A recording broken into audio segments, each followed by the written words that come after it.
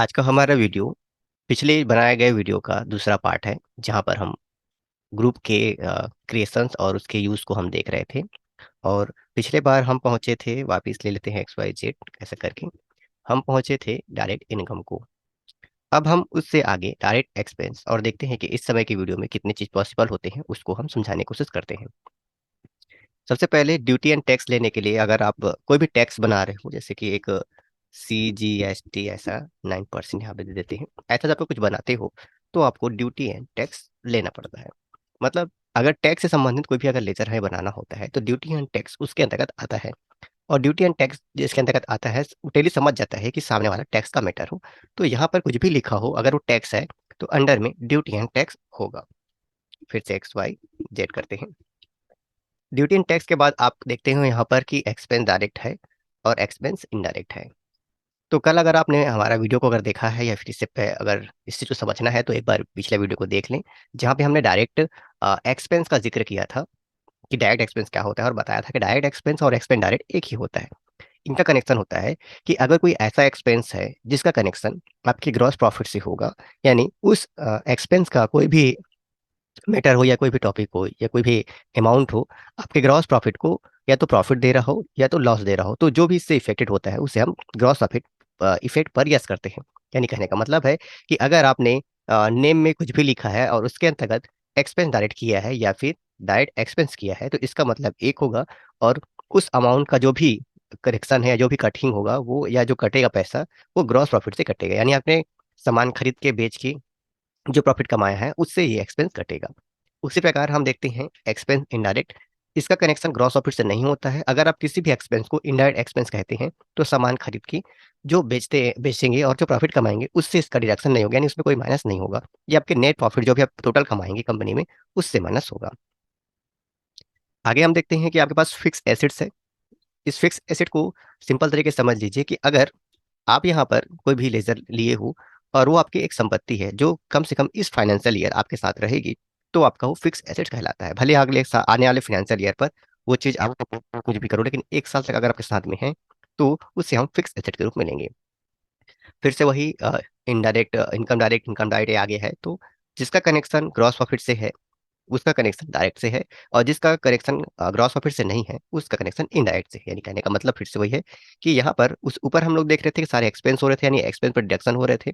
अगर हम किसी भी मैटर को जो नेम में लिखे हैं, जैसे कि यहाँ पे क्लिक कर देता हूँ, अगर हम नेम में कुछ लिखे हैं और अंडर में उसे डायरेक्ट इनकम करते हैं, तो जो आप प्रॉफिट कमाए हैं, जैसे कि मान लें कि आप सामान खरीद के बेच के 5,000 कमाए हैं, और किसी भी लेजर को यहाँ पे लिख के डायरेक्ट इनकम करके एंट्री करते हो, तो 5,000 में वो चीज़ प्लस हो जाएगा, यानी आपको प्रॉफिट जो है वो 5,000 से ज़्यादा दिखाई देगा। तो अगर आप उसे डायरेक्ट इनकम करते हैं, तो अगर उसे इनडायरेक्ट इनकम करते हैं तो इनडायरेक्ट इनकम करने से क्या होगा, पर जो प्रॉफिट है, ग्रॉस प्रॉफिट है, वो तो बढ़ेगा नहीं, आपका नेट प्रॉफिट बढ़ेगा।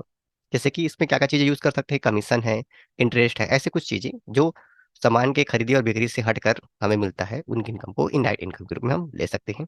और इसके बारे में हमने पिछले वीडियो में और चर्चा की हुई है। अब ले लेते हैं इन्वेस्टमेंट। इन्वेस्टमेंट का क्या मतलब है कि देखो, अगर आप किसी कंपनी में इन्वेस्ट करते हो, अपने कंपनी पर नहीं, यहाँ पर है कि आपकी कंपनी दूसरी कंपनी में कुछ पैसा इन्वेस्ट करती है, तो उसे यहाँ पर इन्वेस्टमेंट के रूप में लिया जाएगा। अब इसे देख लेते हैं क्या है इसका बिहेवियर। इन्वेस्टमेंट का बिहेवियर यहाँ पर दिखा रहा है कि वो कंपनी का एसेट बनेगा। तो एसेट अपने कंपनी में इन्वेस्ट करोगे तो नहीं, दूसरे की कंपनी में इन्वेस्ट करोगे तो जो पैसा आपके लिए वो एसेट बनेगा। अब आते हैं लोन एंड एडवांस। तो हम लोग जो करंट लायबिलिटीज का जिक्र कर रहे थे, तो याद रखेंगे कोई लेजर बनाते वक्त करंट लायबिलिटीज देने की जरूरत नहीं है। यहाँ पे करंट लायबिलिटीज के लिए यहाँ पर दिया हुआ है। पहले हम देखते हैं लोन एंड एडवांस को, यहाँ पे इंटर कर लेते हैं, और क्या है इसका बिहेवियर। ये दिखा रहा है कि अगर किसी व्यक्ति को या किसी कंपनी को आप लोन देते हो या उसको एडवांस से पैसे देते हो, जो आपकी करंट एसेट बनती है, मतलब बदले में आपको उसका पैसा मिलने वाला है। और करंट एसेट इसलिए क्योंकि देखो कैश के रूप में आ रहा है और कहीं भी जा सकता है। यानी करंट एसेट का कनेक्शन यही होता है कि वो किसी भी समय कैश में कन्वर्ट या फिर आ जा सकता है। आगे देखेंगे लोन लायबिलिटीज देखने को मिलता है, यहाँ पर इंटर कर दें। तो इसका मतलब सीधा है कनेक्शन है कि अगर आपकी कंपनी किसी व्यक्ति से लोन लेती है, किसी भी पर्सन कोई भी हो सकता है, उससे लोन ले रहा है, या कंपनी से ले रहा है, बैंक से ले रहा है, जो जिससे भी लेना चाहे उससे ये लोन लेता है, तो उस कंपनी का नाम, उस बैंक का नाम यहाँ पर आएगा, और नीचे लिखा आएगा लोन एंड लायबिलिटीज, ताकि जो टेली है उसकी एंट्री लोन के अनुसार कर सकें। आप यहाँ पर देखते हो अगला है मिसलेनियस एक्सपेंसेस, शॉर्ट फॉर्म में MIS एक्सपेंसेस के नाम से जानते हैं। यहाँ पे देखो एक वर्ड तो यहाँ पे क्लियरली लिखा हुआ है, एसेट्स लिखा हुआ है।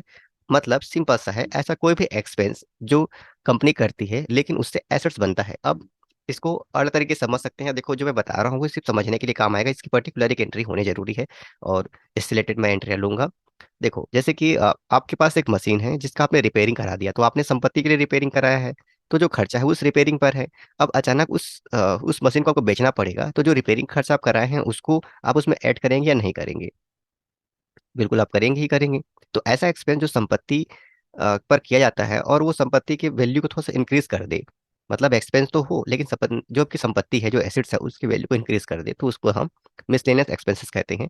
या फिर इसको छूट कर एक्सपेंस ऐसा ही बोलते हैं, कुछ छोटे मोटे खर्च भी ऐसे के रूप में लेते हैं यहाँ पर। लेकिन टैली में जब भी आप ये एक्सपेंस करोगे तो आपकी जो संपत्ति है, जो भी आप संपत्ति का कॉलम देखोगे उसमें इंक्रीजेस दिखाई दोगे, चाहे आप 1 लाख लिख दो या 1 करोड़ लिख दो, उतना इंक्रीजेस दिखाएगा। मतलब एक्सपेंस जैसे अलग से खर्च हुआ टाइप का नहीं दिखाई देगा। आप देखेंगे प्रोविजन क्या कहता है। प्रोविजन, प्रोविजन का सीधा कनेक्शन है करंट लायबिलिटी से। अब प्रोविजन का थोड़ा डेफिनेशन समझना पड़ेगा आपको। अ, जब किसी का खास समय अवधि में, मतलब 1 साल 2 साल या फिर भविष्य में, कोई भी ऐसा चीज या ऐसा मैटर जिसको आप बचा के रखो और बाद में उसको यूज कर सको, या जैसे कोई लोन का अमाउंट है आप भविष्य के लिए रख रहे हो, यानी इन फ्यूचर अगर कुछ लॉसेस होते हैं तो उसको मैनेज करने के लिए, तो ऐसे प्रोविजंस की एंट्री को हम लेते हैं। तो यहाँ पर अब इसका एक वाउचर जब तक नहीं बनेगा थोड़ा सा क्लियर नहीं होगा, लेकिन इसके संबंधित वीडियो जरूर बनेंगे। अभी आप समझ सकते हैं कि अगर आप नेम में कुछ कैश लिख देते हैं, अमाउंट्स लिख देते हैं, कुछ भी मैटर लिख सकते हो आप, और अंडर में प्रोविजन देते हो, तो तुरंत समझ जाता है कि इस अमाउंट को भविष्य के लिए बचा के रखना होगा।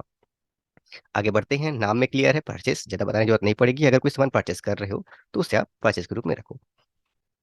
अब ये अगला एंट्री आ गया है, इसको ध्यान से देखेंगे तो ये इसका सीधा कनेक्शन किससे है वो देख लें। सीधा कनेक्शन है इसका कैपिटल से, और ये रिटर्न अर्निंग से भी कनेक्शन रखता हुआ है, यानी इन दोनों का मतलब एक ही होगा।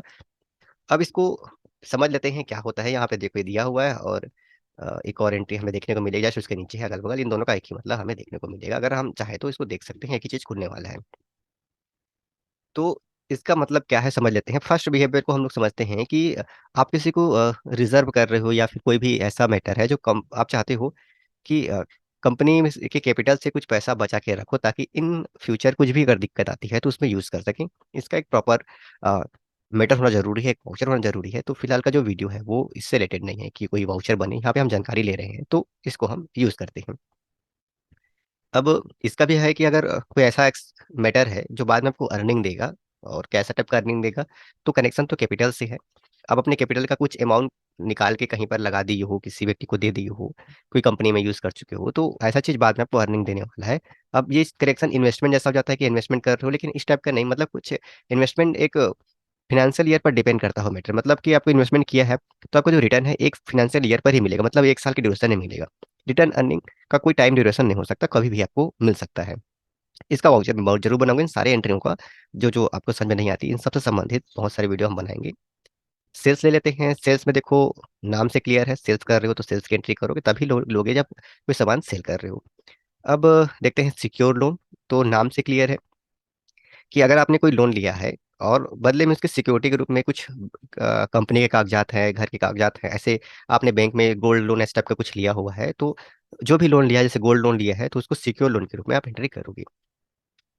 स्टॉक इन हैंड, इसको पे करने की जरूरत नहीं पड़ेगी। स्टॉक इन हैंड आपको बहुत कम चांसेस बनेंगे कि आप किसी लेजर के अंडर स्टॉक इन हैंड करें, क्योंकि ये ऑटोमेटिक डिफॉल्ट रूप में रहता है।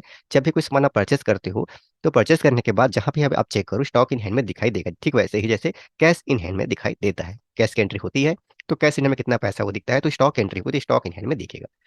अब आता है हमारा ये क्रेडिटर्स और ये डेप्टर्स। नाम से क्लियर है, अगर कोई व्यक्ति पैसे का लेनदार है तो क्रेडिटर्स आएगा, और पैसे का अगर देनदार है तो डेप्टर्स आएगा। इसके बारे में बहुत सारे वीडियो भी और भी हैं, और आप देख सकते हो इन चीज़ों को। सस्पेंस अकाउंट को हम ले लेते हैं। सस्पेंस अकाउंट क्या कहता है तो ये भी एक प्रकार का वाउचर। कभी कभी क्या होता है कि कोई किसी भी एक्सपेंस को या फिर किसी भी पेमेंट करते समय कोई अमाउंट छूट जाता है, जैसे कि मोहन को हमें पेमेंट करना है 40,000 रुपए, एंट्री के दौरान एक जीरो छूट गया, तो 40,000 एक जीरो छूट गया, मतलब सीधा 4,000 की एंट्री हो गई, तो बहुत ज़्यादा डिफरेंस हो गया। फिर कुछ हो सकता है कोई छोटा मोटा अमाउंट है जो बच गया है, तो सस्पेंस अकाउंट लेकर उसकी एंट्री को पूर्ति हम लोग करते हैं। ये टेली में आपका बैकअप लाइन है, इसका भी वाउचर होना जरूरी है और यहाँ पे काम आएगा। अनसिक्योर्ड लोन, जैसे कि आपने किसी से लोन लिया है लेकिन सिक्योरिटी में कुछ नहीं दिया हुआ है, तो वो अनसिक्योर्ड लोन होता है, और इसको एक बार इंटर करके देख लें। तो ये कंपनी का लोन एंड लायबिलिटीज है, सीधा कनेक्शन इसका आपकी कंपनी के कर्ज के रूप में आएगा। अगर आप ऐसा कोई लोन लेते हो जिसके बदले में कोई सिक्योरिटी नहीं है तो अनसिक्योर्ड लोन लेंगे। तो ये रहे आपके जितने भी ग्रुप हैं उनके बारे में थोड़ा जानकारी। अब आने वाले जो वीडियो होंगे इनसे रिलेटेड, जैसे कि जो जो जानते हैं आप उनको ना लेकर, उन चीज़ों को लेकर जो एकदम इंपॉर्टेंट है उन लोगों को लेकर वीडियो बनेंगे। और उनसे संबंधित वाउचर होगा और उनसे संबंधित रिपोर्ट भी दी जाएगी आपको, ताकि आप समझ सको कि कब किसको, कौन से लेजर को और किसके अंडर में लेना होगा। तो आज के लिए इतना ही।